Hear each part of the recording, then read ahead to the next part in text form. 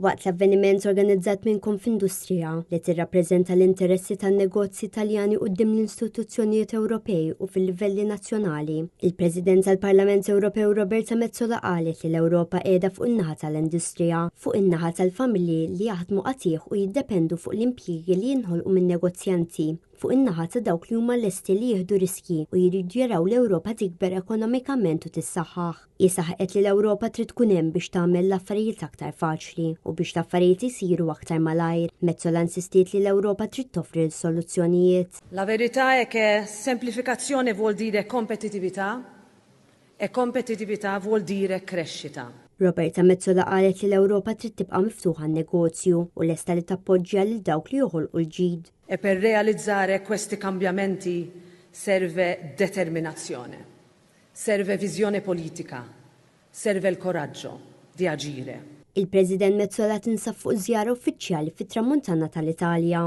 Żaret ukoll iċ-Ċentru Ewropew għad-Bassir tat-Temp u supercomputer Leonardo f'Teknopolo fil-Bologna. Żewġ eżempji li juru kif l-Ewropa għandha l-abilità li tinvesti fir-riċerka li salva l-ħajjiet u tkun fuq quddiem fejn tidħol l-innovazzjoni. Aktar tardija żaret proġett iffinanzjat mill-Unjoni Ewropea iffukat fuq il-produzzjoni tal-Parmigiano Reggiano.